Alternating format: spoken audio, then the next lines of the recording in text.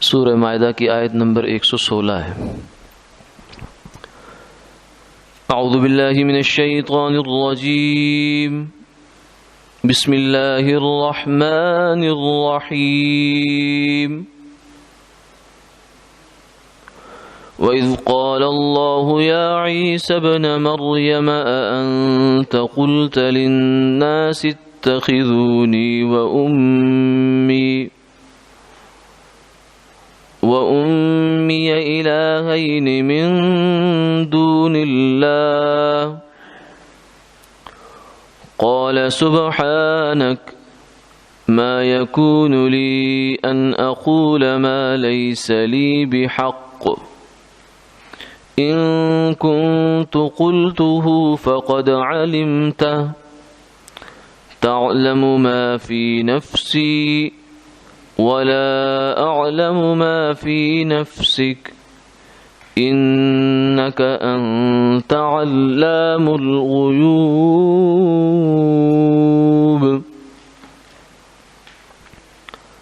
مَا قُلْتُ لَهُمْ إِلَّا مَا أَمَرْتَنِي بِهِ أَنِ اعْبُدُوا اللَّهَ رَبِّي وَرَبَّكُمْ وَكُنْتُ عَلَيْهِمْ شَهِيدًا مَا دُمْتُ فِيهِمْ فَلَمَّا تَوَفَّيْتَنِي كُنْتَ أَنْتَ الرَّقِيبَ عَلَيْهِمْ وَأَنْتَ عَلَى كُلِّ شَيْءٍ شَهِيدٌ إِن تُعَذِّبْهُمْ فَإِنَّهُمْ عِبَادُكَ وَإِن تَغْفِرْ لَهُمْ فَإِنَّكَ أَنْتَ الْعَزِيزُ الْحَكِيمُ۔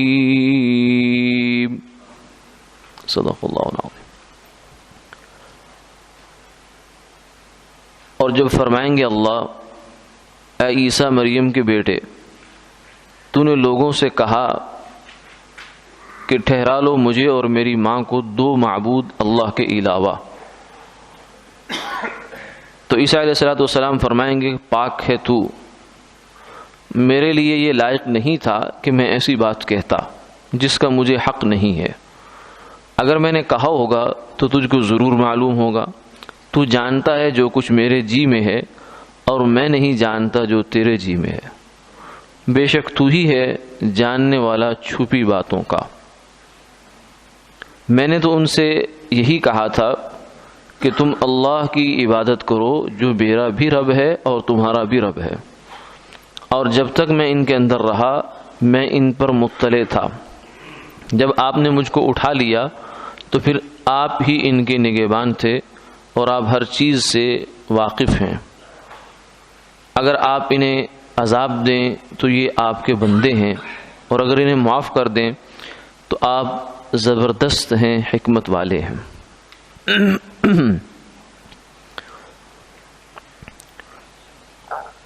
گزشتہ آیات میں عیسیٰ علیہ السلام پر جو اللہ کی جانب سے انعامات ہوئے ان کا تذکرہ چل رہا تھا۔ یہاں اللہ تعالیٰ نے قیامت کا منظر بیان فرمایا ہے۔ اس رکوع کے شروع سے ہی عموماً یہ بیان فرمایا تھا یوم یجمع اللہ الرسل، کہ اللہ تعالیٰ قیامت والے دن رسولوں کو جمع فرمائیں گے اور ان سے پوچھیں گے ماذا اجبتم قالوا لا علم لنا، کہ تمہیں کیا جواب دیا گیا؟ وہ کہیں گے ہمیں معلوم نہیں ہے۔ تو اس سے ایک تو قیامت کی جو ہولناکی اور سختی کا بیان ہے وہ بھی اس سے سمجھ میں آتا ہے کہ اللہ کے بڑے بڑے پیغمبر اللہ کی عظمت کے سامنے اور اس کی شان کے سامنے اپنی لا علمی کا اظہار کریں گے۔ لا علمی جو ہے یہ بری بات نہیں ہے، انبیاء علیہ السلام بھی یہ فرماتے ہیں لا علم لنا، ہمیں معلوم نہیں ہے۔ فرشتے بھی یہ کہتے ہیں لا علم لنا الا ما علمتنا۔ تو اس لیے اگر آدمی کو کسی دینی مسئلے میں یا کسی بھی بات میں آدمی کو علم نہ ہو مکمل طور سے کسی بات کا، تو اس میں دخل نہیں دینا چاہیے، اس کی جگہ صاف آدمی کہہ دے لا ادری، میں نہیں جانتا۔ اس سے آدمی کی شان کم نہیں ہوتی، بلکہ اس سے اپنی حقیقت کا اور اپنی جہالت کا انسان کو اعتراف ہوتا ہے، اور جو آدمی اپنی جہالت کو نہیں جانتا وہ علم حاصل نہیں کر سکتا۔ علم حاصل کرنے کی شرط یہ ہے کہ آدمی پہلے اپنی لا علمی کا اقرار کرے۔ اسی لیے اللہ نے جو قرآن پاک کو ہدایت کی کتاب بنایا ہے تو اس کی پہلی سورت سورہ فاتحہ کے بعد اس میں الف لام میم، الف لام میم، اب آپ کوئی بھی ترجمہ قرآن پاک کا اٹھا کر دیکھ لیں تو اس کے نیچے لکھا ہے الف لام میم، الف لام میم، یعنی کوئی ترجمہ نہیں ہے اس کا۔ تو گویا کہ پہلا سبق جو قرآن پاک کا ہے وہ یہ ہے، بندے کو یہ دیا گیا ہے کہ تو یہ اقرار کر، اس بات کو مان کہ تو جاہل ہے، پھر تیرے لیے آگے ہدایت کا راستہ کھلے گا۔ ذالک الکتاب لا ریب فیہ ھدی للمتقین۔ اور اگر تجھے دعویٰ ہے کہ میں بہت کچھ جانتا ہوں اور قرآن کو تو اس لیے پڑھ رہا ہے کہ اس کو بھی دیکھ لوں اس کے اندر کیا لکھا ہے، تو قرآن سے تمہیں ہدایت نہیں مل سکتی۔ اگر تم صرف اس لیے اس کو دیکھ رہے ہو کہ چلو اس کو بھی دیکھ لیا جائے، تو پھر قرآن تمہارے لیے ہدایت کی کتاب نہیں بن سکتی، معلومات کی کتاب ہو سکتی ہے۔ اور معلومات حاصل ہونا اور ہدایت حاصل ہونا یہ بہت مختلف چیز ہے۔ معلومات تو شیطان کے پاس بھی بہت زیادہ ہیں، اتنی زیادہ ہیں کہ جس کی حد ہی کوئی نہیں ہے، اور لیکن ہدایت اس کے پاس نہیں ہے، گمراہ ہے۔ اخرج منہا فإنک رجیم، اللہ تعالیٰ نے اس کو لعنت کا طوق اس کے گلے میں ڈال کر قیامت تک کے لیے اس کو راندہ درگاہ کر دیا۔ تو اس لیے محض علم برائے علم یہ شریعت میں مطلوب نہیں ہے، بلکہ علم وہ مطلوب ہے جو علم نافع ہے۔ تو انبیاء علیہ السلام بھی قیامت والے دن اپنی لا علمی کا اعتراف کریں گے، اس سے ان کی شان میں کوئی کمی نہیں ہے، بلکہ ان کی شان بڑھتی ہے کہ اللہ کے سامنے وہ اپنے آپ کو کس قدر عاجز سمجھتے ہیں۔ اور یہی حال آج کی آیت میں عیسیٰ علیہ السلام کے ساتھ جو اللہ کا مکالمہ ہے اس میں بھی یہی منظر درپیش ہے کہ اللہ تعالیٰ ان سے پوچھیں گے، اور وہ عیسائی بھی موجود ہوں گے جنہوں نے عیسیٰ علیہ السلام کو خدا کا بیٹا اور معبود بنایا، اور حضرت مریم کو بھی خدائی میں شریک سمجھا۔ ان اللہ ثالث ثلاثہ، کہنے لگے کہ اللہ تین میں سے ایک ہے۔ تو یہاں اللہ تعالیٰ ان سے پوچھیں گے، حالانکہ اللہ جانتے ہیں، ان کے علم میں ہے کہ کسی نبی نے بھی کبھی بھی شرک کی دعوت نہیں دی، بلکہ ہر نبی کی دعوت کی بنیاد توحید ہے۔ وما ارسلنا من قبلک من رسول الا نوحی الیہ انہ لا الہ الا انا فاعبدون۔ جتنے بھی پیغمبر آئے ہیں آپ سے پہلے میرے محبوب، ہم نے سب کو یہی وحی کی ہے کہ یہ جا کر لوگوں کو بتا دو کہ معبود میں ہوں، یعنی میں ہی وہ ذات ہوں کہ جس کی پرستش ہو سکتی ہے، اور جس کے سامنے آدمی اپنا سب کچھ چھوڑ چھاڑ سکتا ہے اور جس کے لیے اپنی زندگی بتا سکتا ہے، وہ میں ہی ہوں، اس لیے میری عبادت کرو۔ تو کسی نبی نے بھی ایسا نہیں کہا، لیکن یہاں جو عیسیٰ علیہ السلام سے یہ سوال کیا جا رہا ہے، یہ اصل میں سوال دکھانا مقصود ہے کسی اور کو۔ جیسے کہتے ہیں کہ پنجابی میں کہتے ہیں آنکھاں تینوں سناواں نونو۔ بس اوقات آدمی بات تو بیٹی کو کہہ رہا ہوتا ہے، ساس کہہ رہی ہوتی ہے بیٹی کو، لیکن مقصد یہ ہوتا ہے کہ بہو سن لے۔ تو اللہ تعالیٰ سوال تو عیسیٰ علیہ السلام سے فرمائیں گے، لیکن اصل میں سرزنش مقصود ہے ان لوگوں کی جنہوں نے ان کو معبود بنا رکھا تھا۔ اللہ پوچھیں گے اَأَنْتَ قُلْتَ لِلنَّاسِ، اے عیسیٰ بن مریم، کیا تم نے کہا تھا لوگوں سے کہ مجھے اور میری ماں کو خدا بنا لو؟ تو فرمائیں گے سبحانک، یعنی آپ تو پاک ہیں، ایسی کوئی بات نہیں ہوئی۔ ما یکون لی، میں کہہ بھی کیسے سکتا ہوں؟ کیوں؟ اس لیے کہ مجھے اپنی حقیقت کا خود اچھی طرح پتہ ہے۔ لن یستنکف المسیح ان یکون عبدا للہ ولا الملائکۃ المقربون۔ فرمایا کہ یہ عیسائی یہ تو کہتے ہیں کہ عیسیٰ علیہ السلام اللہ کے بیٹے ہیں، لیکن خود عیسیٰ علیہ السلام سے تو پوچھو کہ وہ کس کے کیا کہتے ہیں۔ ان کو تو اس سے کوئی انکار نہیں ہے کہ وہ اللہ کے بندے بنے، عبد بنے، اللہ کے بندے بن کر وہ زندگی گزاریں اور عبدیت کا اقرار اور اعتراف کریں، اس بات سے انہیں کوئی عار نہیں ہے ذرا بھی۔ اسی لیے سرکار دو عالم صلی اللہ علیہ وسلم جو کہ اس کائنات کے سب سے بڑی ہستی ہیں، تو آپ صلی اللہ علیہ وسلم کو بھی اللہ تعالیٰ نے فرمایا سبحان الذی اسری بعبدہ، اپنے بندے کو لے گیا، یعنی بندہ ہے، اسی میں اس کی عزت ہے، اسی میں اس کا کمال ہے۔ اس لیے فرمایا کہ انسان کے اللہ کے قرب میں جتنے بھی مراتب ہیں ان میں سے سب سے بڑا رتبہ مقام عبدیت ہے، کہ انسان اپنے آپ کا عبد ہونا پہچان لے کہ میں اللہ کا بندہ ہوں، میں خدائی میں کسی طرح بھی شریک نہیں ہوں، نہ ہی میں جو ہے کسی طرح سے اپنی مرضی کر سکتا ہوں اس دنیا میں رہتے ہوئے، مجھے اللہ کے ہاں جوابداری ہے۔ تو اس لیے عیسیٰ علیہ السلام تو خود پیغمبر ہیں، اور پیغمبروں کی تعلیمات کا تو بنیادی یہ ہوتی ہے کہ اللہ کو منوائیں اور اللہ کی منوائیں۔ تو اس لیے فرمایا کہ میں کیسے کہہ سکتا ہوں؟ ہاں یہ بات ضرور ہے کہ اگر میں نے کہا ہو بالفرض تو آپ کے علم میں ہوگا۔ کیوں؟ اس لیے کہ میں جو کچھ بھی کرتا ہوں، کہتا ہوں، سوچتا ہوں، میری سوچ میرے دماغ میں آنے سے پہلے آپ کے علم میں ہوتی ہے، اور آپ کا کیا ہے ارادہ ہے، کیا منشا ہے، کیا خواہش ہے، کیا معلومات ہے، میں نہیں جانتا۔ اس لیے کہ اللہ کا جو علم ہے اس کے سامنے تو انسانوں کا علم کچھ نہیں ہے۔ وَلَا يُحِيطُونَ بِشَيْءٍ مِّنْ عِلْمِهِ، اللہ کے علم کی ایک ذرہ بھی اس کا انسان احاطہ نہیں کر سکتے۔ سیدنا موسیٰ علیہ السلام، سیدنا خضر علیہ السلام دو بڑی ہستیاں تھیں، ایک تشریح کے سلسلے کے بڑے پیغمبر اور دوسرے تکوین کے سلسلے کے بڑے آدمی ہیں۔ ان کے پاس بھیجا گیا تو انہوں نے جو ہے مثال دی، فرمایا کہ اے موسیٰ، کشتی میں سوار تھے اور سامنے پانی میں ایک چڑیا آئی اور اس نے چونچ میں پانی لیا اور اڑ گئی۔ فرمایا کہ اے موسیٰ، میرے علم کی مثال اور تیرے علم کی مثال اللہ کے سامنے ایسے ہے جیسے اس چڑیا کے سامنے سمندر، یعنی سمندر پھر بھی محدود ہے، اللہ کا علم لا محدود ہے۔ تو جیسے سمندر سے چڑیا اگر چونچ میں پانی لے لیتی ہے تو کتنا پانی جاتا ہے، تو تمہیں اور مجھے، یعنی اس وقت میں تکوین کے بہت بڑے آدمی حضرت خضر علیہ السلام، جن کو اللہ تعالیٰ فرشتوں والی ذمہ داریاں سونپتے ہیں، وہ فرشتے ہیں یا انسان ہیں یا اللہ عالم، اور دوسری طرف شریعت کے بڑے عالم سیدنا موسیٰ علیہ السلام جلیل القدر پیغمبر، تو دونوں کا علم ملا کر بھی چڑیا کے چونچ کے اوپر لگنے والی تری کے برابر نہیں ہے، یا اس کے برابر زیادہ ہو سکتا ہے۔ تو اللہ کے علم کی کون احاطہ کر سکتا؟ اسے فرمایا تعلم ما فی نفسی ولا اعلم ما فی نفسک، جو میرے جی میں ہے وہ آپ جانتے ہیں، جو آپ کے جی میں وہ میں نہیں جانتا۔